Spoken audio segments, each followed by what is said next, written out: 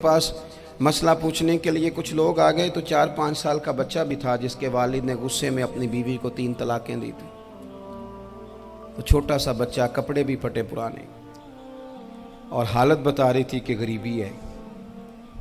तो जब मैंने मसला बताया कि 3 तलाकें हो गई हैं तो वापस जाने लगे, तो बच्चा मुझसे कहता है, देहाती आदमी तो कहने लगा, मौलवी साहब मेरी अम्मा ते नानी कहनी असन पूछ के आई आप कि हुण असीं लहदा ही रहना है।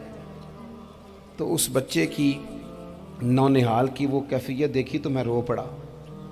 मैंने कहा यार ये बच्चा बेचारा माँ बाप के होते हुए ये यतीमों जैसी ज़िंदगी गुजारेगा क्योंकि बाप ने तलाक दे दी। किस तरह मसाइल नहीं बताए लोगों को, तालीम से आगाही नहीं किया।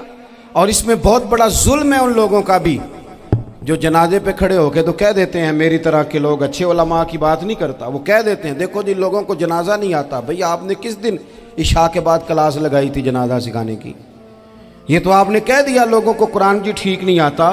तो यहाँ तो बेचारी बीबियाँ जिनको सही पढ़ना नहीं आता वो मिशन बना लेती हैं कि मैंने इतने 100 को कुरान पाक पढ़ाना है, बेवा हो गई हूँ, तलाक याफ्ता हो गई हूँ, सारी ज़िंदगी कुरान पढ़ाऊँगी। हम क्यों ये मिशन नहीं बनाते, क्यों इस तरफ सफ़र नहीं करते? एक तो दीनी मालूमात में, दीनी उलूम में अपने आप को लगाएं और ज़ौक़ पैदा करें कि जो चीज़ें मुझे नहीं आती मैंने वो सीखनी है, जो मामलात मुझे नहीं आते मैंने उनकी तरफ सफ़र करना है। एक तो अपना ये मिजाज बनाएं। और जब आप दीनी उलूम सीखते हैं तो पता है कौन सा मंज़र कायम होता है? मंज़र वो बनता है कि हज़रत अबू हुरैरा भी दीन सीखा करते थे, हज़रत अब्दुल्ला इब्न उमर भी असहाबे सुफ़ा में रहा करते थे, हज़रत अनस बिन मालिक भी रहा करते थे। और ऐसा मंज़र बनता है कि हज़रत सैयदा खदीजतुल कुबरा रज़ी अल्लाह तआला अन्हा फरमाती हैं, सैयदा फातिमा हुजूर की गोद में बैठी होती थी और नबी पाक से बातें पूछती थी और हुजूर उन्हें बता रहे होते थे। सैयदा आयशा हुजूर से दीन की बातें पूछती। चौथा हिस्सा हमारी फ़िक़्ह के उसूल हज़रत फातिमा की, हज़रत आयशा सिद्दीक़ा की मरवियात पर मबनी है। अगर हमारी बच्चियां छोड़ दें डाइजेस्ट पढ़ना, छोड़ दें इधर उधर की मूवी देखना और वो किताब व सुन्नत पर आ जाएं, तो बहुत सारे मसाइल ऐसे हैं जो उलझने से पहले ही सुलझे हुए हों। दीनी तालीम का मिजाज और ज़ौक़। और दूसरी आयत करीमा मैंने तिलावत की, अल्लाह करीम ने कुरान मजीद में फरमाया, या अय्युहल्लज़ीना आमनू कू अनफुसकुम व अहलीकुम नारा, ऐ ईमान वालों खुद भी दोज़ख की आग से बचो और अपने घर वालों को भी बचाओ। ओ वालिद, वो माँ जो बच्चों को भूख से बचाने के लिए मेहनत करती है, उनको मायूसी से बहुत सारे माँ बाप ऐसे होते हैं जिनके पास कपड़े लेने के पैसे नहीं होते ईद पे। क्यों? अजान शुरू होगी जी, अजान सुने जी। अजीज़ भाई, जिस तरह हम अपने बच्चों को देखें, बहुत सारे माँ बाप के पास गुंजाइश नहीं होती, लेकिन इस नीयत से कि बच्चों के दिल टूट जाएंगे, ईद पे कैसे गुजारा करेंगे, मुश्किल से भी कपड़े ख़रीद के देते। इस तरह हम अपने बच्चों को भूख से, प्यास से, मायूसी से बचाते हैं। इस तरह हमारे रब ने हमारे ज़िम्मे लगाया है कि तुम अपने बच्चों को कोशिश करो दोज़ख की आग से बचाने की। हज़रत उमर फ़ारूक रज़ी अल्लाह तआला अन्हु ने अर्ज़ किया था, या रसूल अल्लाह सल्लल्लाहु तआला अलैहि वसल्लम, इस आया करीमा का माना क्या है? तो महबूब करीम अलैहिस्सलाम ने फरमाया, उमर, जिन चीज़ों का अल्लाह तुम्हें हुक्म देता है तुम अपने घर वालों को उन चीज़ों का हुक्म दो। जिन चीज़ों से रब रसूल तुम्हें मना करते हैं अपने घर वालों को उनसे रोको। अपने घर के अंदर निफाज दीन करने की कोशिश करो। मेरे भाई, बहुत ज़्यादा आजमाइश है हमारे घरों में, बेचैनियाँ हैं, इज़्तिराब है, बच्चों में सख्ती है, बहन भाई एक दूसरे के साथ लड़ते हैं, मिजाजों में तलखी आ गई। क्यों भला? इसलिए कि माँ बाप को जो बेहतरीन किरदार और जो हसीन तरीका घर में अपनाना चाहिए था, बच्चे तकरीर बाहर से सुनते हैं लेकिन वो फॉलो अपने माँ बाप को करते हैं। अगर माँ बाप में हौसला हो, सब्र हो, इत्मीनान हो, खुददारी हो, थोड़े पर गुजारा करने का मिजाज हो। देखें ना, आज डिप्रेशन है, टेंशन है, पैनिक्स अटैक्स हैं, बड़ी सारी चीज़ें आ गई हैं। क्यों भला? सब्र नहीं, तहम्मुल नहीं, बुर्दबारी नहीं। आजमाए। एक दिन एक बच्चा मेरे पास आ गया मदरसे का और आके वो रोने लगा। میرے گھر والے کہنے لگے کھانا چھوڑ دیں پہلے اس کی بات سن لے. میں نے کہا پتر کیا ہوا, کسی نے مارا ہے کسی استاد نے؟ کہنے لگے نہیں حضرت, گھر فون کیا تھا تو میری اماں اور ابا کی لڑائی ہو رہی ہے. بچہ کانپ رہا ہے, ٹانگیں کانپ رہی ہیں. میں نے کہا کیا ہو کیا گیا تمہیں پتر, لڑائی ہو رہی ہے تو گھروں میں ہو ہی جاتی ہے. کہنے لگے نہیں آپ کو پتہ نہیں وہ بڑا سخت لڑتے ہیں. میرے والد جب میری والدہ کو مارنے کے لیے آگے بڑھتے ہیں تو ہم سارے چار پنجوں کے نیچے چھپ جاتے ہیں, ہمیں خوف آتا ہے, وہ منظر خطرناک ہوتا ہے. یہ کون تکلیف دے رہا ہے اپنے بچوں کو؟ یہاں بیٹھے ہمارے ہاں میلوں دور رہتے تھے اس کے گھر والے, تو وہ تکلیف میں تھا, تو گھر میں کیا کیفیت ہوگی؟ اگر حوصلہ ہو, صبر ہو, قناعت ہو, اللہ کے دیے ہوئے تھوڑے رزق پر ہمیں راضی رہنا آتا ہو, ہمارے گھروں میں سکون آئے, اطمینان آئے, ہم جو زندگی بڑی خوشی خوشی گزار سکتے ہیں. ہمارے مزاجوں کا لالچ, ہماری طبیعتوں کی بے راہ روی, ہماری جھوٹی انا کا بت, ان ساری چیزوں کو ختم کر دیتا ہے. اپنی زندگی کے اندر اگر ہم وہ کردار اپنے بچوں کو دیں جس کردار میں موبائل بھی ہو, جس میں گاڑی بھی ہو, جس میں پیسے بھی لا کے ابا دراز میں رکھتا ہو, لیکن والد کا گھر میں مصلی بھی موجود ہو, اس کی کوئی تسبیح بھی ہو, وہ یہ بھی کہتا ہو کہ خدا نے اپنے فضل سے آج 5,000 دیا ہے تو اس میں 1,000 غریبوں کا بھی ہے, اس میں تھوڑا سا میں نے اللہ کی رضا کے لیے بھی رکھا ہے.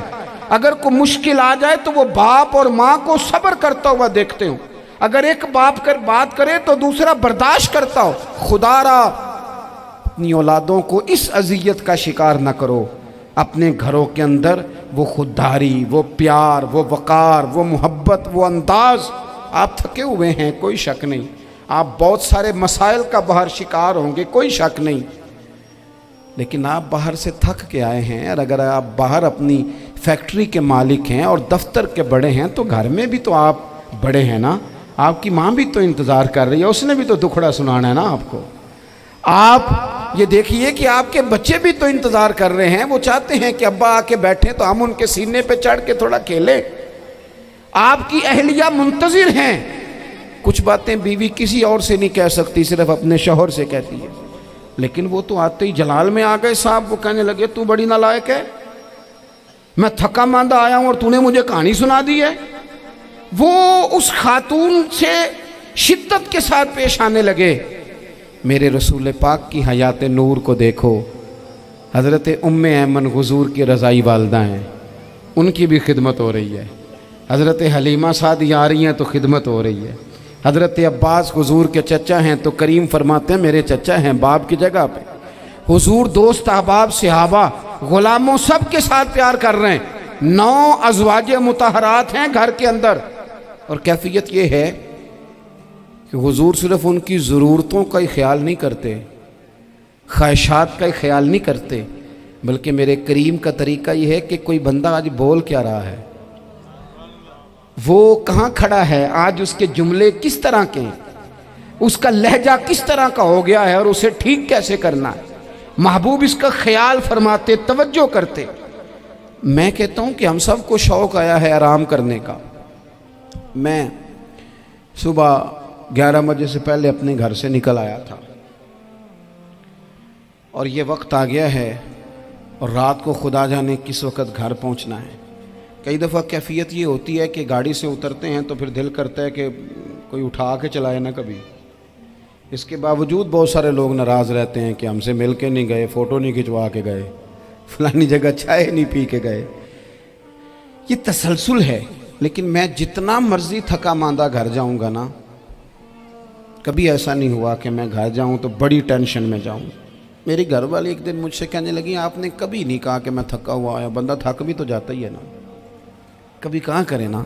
میں نے اسے کہا پتہ کیوں نہیں کہتا, اس لیے نہیں کہتا کہ میں نہیں چاہتا کہ میرے بچے یہ کہیں کہ ہم نے دین نہیں پڑھنا, ہمارا باپ تو بڑی مشکل میں ہے. ہم اپنے کام کے بارے میں اپنے گھر میں شکوے کرتے ہیں. آپ کسی بچے سے پوچھ لیں کون سا کام کرنا ہے, کہ اندر جڑا ابا جی کر دے رہے ہیں وہ نہیں کرنا. کیوں کہ ابا جی ہر روز تو کہتے ہیں میں بڑا الجھ گیا ہوں, یہ کام بڑا مشکل ہے. میں چاہتا ہوں کہ میں اپنے بچوں کو یہ بتاؤں کہ پتر میں تو جدھر جاتا ہوں پھول ہی پھول ہیں. میں تو جدھر سے گزرتا ہوں محبت ہی محبت ہے، میں تو جدھر سے دیکھتا ہوں دعائیں ہی ملتی ہیں، تاکہ ان کا شوق پیدا ہو۔ میرے عزیز، آپ تھوڑا سا دل بڑا کریں۔ اگر آپ ایک کی وجہ سے پورا گھر سکون میں آ جاتا ہے تو آپ دل بڑا کیوں نہیں کرتے؟ جگہ ڈھونڈتے ہیں بس مجھے کوئی تنگ نہ کرے، کوئی میری باپ ماں بدولت کو کوئی پریشان نہ کرے۔ بخاری شریف سنیے، حضرت عائشہ صدیقہ رضی اللہ تعالیٰ عنہ بیٹھی ہیں، حضور فرمانے لگے عائشہ آج ایک بات نہ بتاؤں تمہیں؟ یا رسول اللہ بتائیے۔ حضور فرمانے لگے جب تم مجھ سے ناراض ہوتی ہو تب بھی مجھے پتہ چل جاتا ہے، اور جب راضی ہوتی ہو پھر بھی پتہ چل جاتا ہے۔ تو حضرت سیدہ عائشہ صدیقہ بات سن کے بڑی خوش ہوئیں، یا رسول اللہ وہ کیسے؟ حضور فرمانے لگے کبھی کبھی تم قسم اٹھاتی ہو۔ یا رسول اللہ ہاں۔ فرمایا جب ہوتی ہو نا راضی، خوش، تو پھر کہتی ہو مجھے رب محمد کی قسم صلی اللہ علیہ وسلم، پھر تم میرے نام کے ساتھ رب کریم کا نام ملا کے قسم اٹھاتی ہو، رب محمد کی قسم۔ یا رسول اللہ بالکل ایسے ہی ہے۔ اور فرمایا جب تمہارے دل میں کوئی بات ہوتی ہے نا تو پھر تم کہتی ہو مجھے رب ابراہیم علیہ السلام کی قسم، پھر تم رب محمد نہیں کہتی۔ یہ بخاری مسلم میں موجود ہے۔ حضرت عائشہ صدیقہ نے تو بات سنی تو کھل گئی طبیعت، کہنے لگی کریم صدقے جاؤں، یہاں تک خیال فرماتے ہو؟ کس کے جملے کہاں پہنچ گئے، یہاں تک خیال ہے؟ فرمایا مجھے پتہ چل جاتا ہے کہ تمہاری کیفیت کیا ہے، کہاں کھڑی ہو۔ اور بھئی ہم تو اپنی ماں کا بھی خیال نہیں رکھتے۔